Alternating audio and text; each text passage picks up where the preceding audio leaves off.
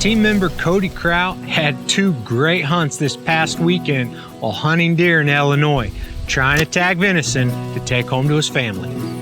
But we got to see it all today. Cody's hunts and observations provide some great tips for hunters looking to fill a tag this time of year.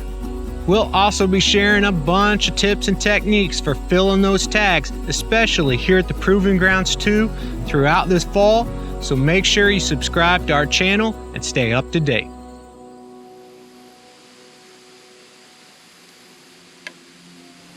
The habitat type that Cody hunts is primarily production ag with some blocks of hardwood timber. Now, this type of habitat is very productive because there's a lot of groceries during the growing season. It can produce some great deer. Even though there may be good deer in the area, you need an effective hunting strategy. So earlier this summer, Cody got his Moultrie mobile edges out on several properties he has permission to hunt and started taking inventory of the deer in the area. During mid-August, Cody had decided to create a little hidey hole food plot on a portion of his lease. Well, we are out here today working on one of our leases.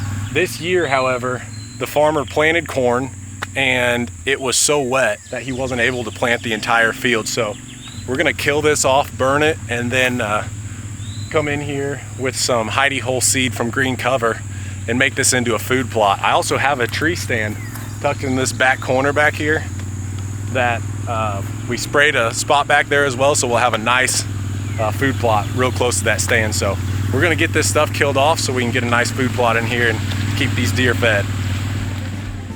During the summer, bucks were targeting palatable soybeans, those production crops.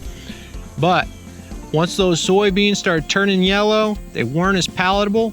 Cody moved his trail cameras to overlook current attractive food sources, acorns and hidey hole food plots.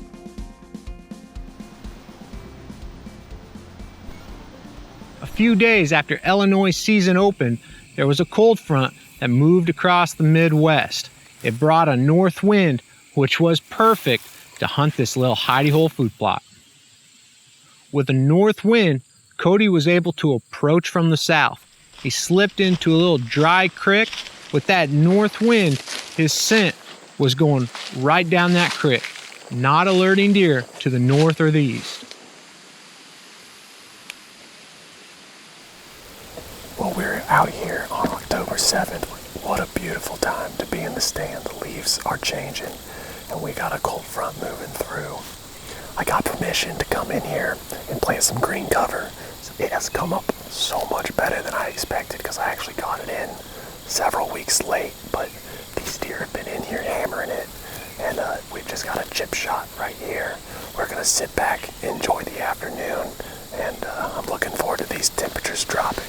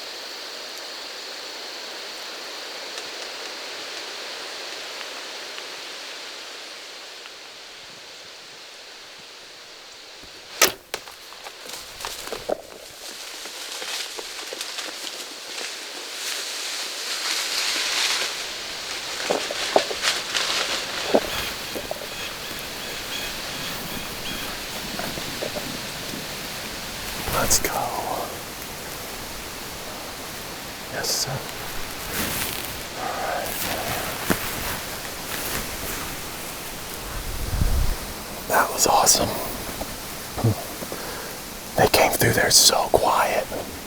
They came right out of this bedding area and came right into the corner of this field. And I had several shot opportunities, but I know she was going to be here a while, and I wanted to get that perfect broadsider quartering away, and she ended up giving me just the absolute perfect shot. And we drilled her. It looked like we took the landing gear out of her, and she just bulldozed her way into the corn, and it looked like she was pumping some blood. So I do believe we have a heart shot doe dead over there about 50 yards. What a way to start the season. We're gonna go ahead and sit tight because we've got several more tags, and who knows, maybe we'll get lucky and a second one will come out here. But it feels good to be on the board here in 2022. Let's go.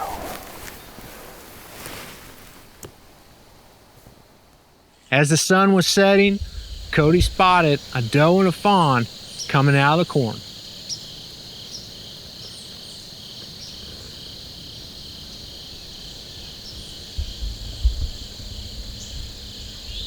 As Cody was watching these deer, he spotted tines to his left.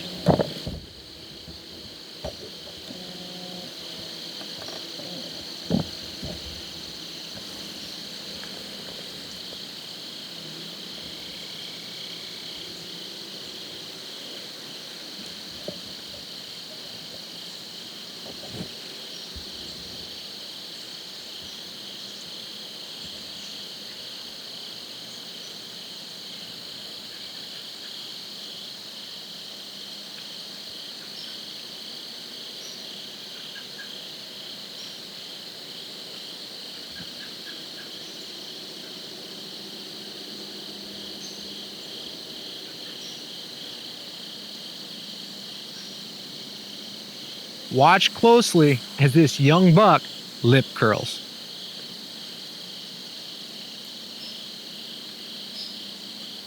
Lip curling is when a buck lifts his head and curls his lip.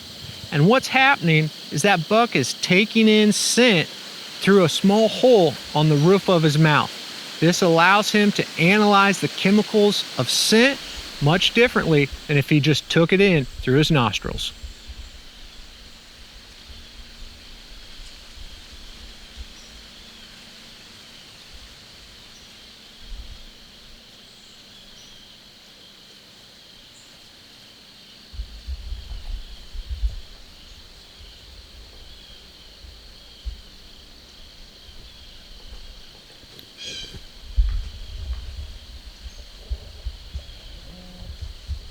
This doe's behavior didn't seem to indicate that she was receptive. She ran away and didn't want anything to do with that buck. However, there will be some does that become receptive early.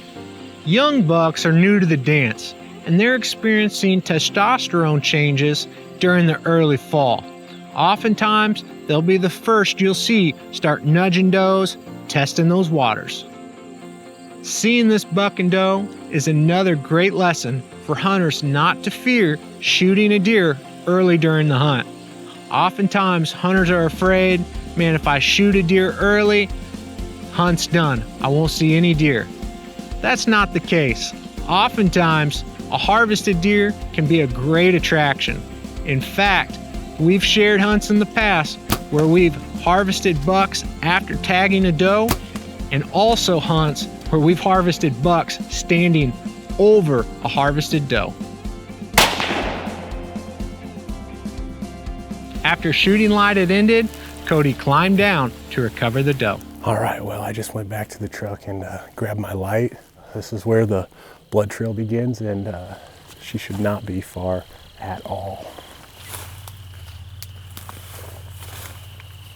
Cody had venison for his freezer, but he was excited because the conditions were favorable to hunt the next morning. The Hidey Hole that Cody was hunting that morning was in the middle of a larger block of timber with many oaks around, and those oaks were dropping acorns. Around 8:30, Cody started seeing deer filtering through the timber, crunching on acorns. Growing Deer is brought to you by Bass Pro Shops and Cabela's. Also by Green Cover Food Plots, Winchester, Lacrosse Footwear, Moultrie Mobile, Fleet Outdoor Apparel, Morel Targets, RTP Outdoors, Fourth Arrow, Hunt Stand, Scorpion Venom Archery, Case IH Tractors, Ward Laboratories, Burris Optics, National Land Realty, G5 Broadheads, Prime Bows, and Redneck Hunting Blinds.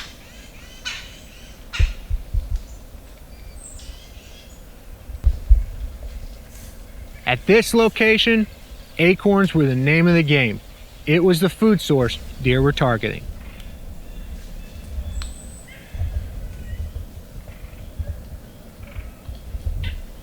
In ag country, acorns often get overlooked. Many folks are focused on the production ag as the food source. However, acorns are a very attractive food source and are preferred during some portions of the year. If you can find a stand in the timber that has several oaks that are dropping acorns, or maybe a large tree in a fence row or on the edge of a field, those could be hot spots for locating deer.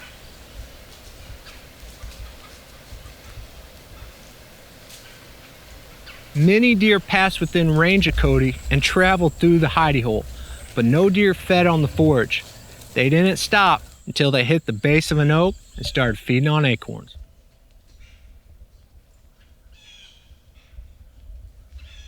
This is a great example how Hidey Hole plots and even larger feeding plots can create great bottlenecks to hunt even when deer aren't targeting the forage in the plot. This small Hidey Hole plot created a hard edge in the middle of the timber, and that edge was taking deer right past Cody.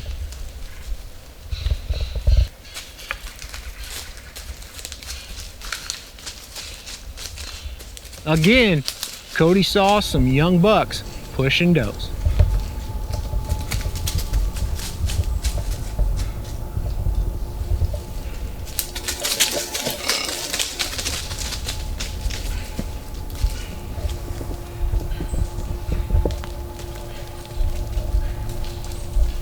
Even though Cody didn't tag a deer during his morning hunt, these two hunts provided several great lessons to hunters no matter where you hunt. Finding current food sources is key to seeing and tagging deer, especially during the early portion of hunting season when deer are typically on that food cover pattern. Now keep in mind, these food sources can change quickly and they may vary from property to property or habitat type.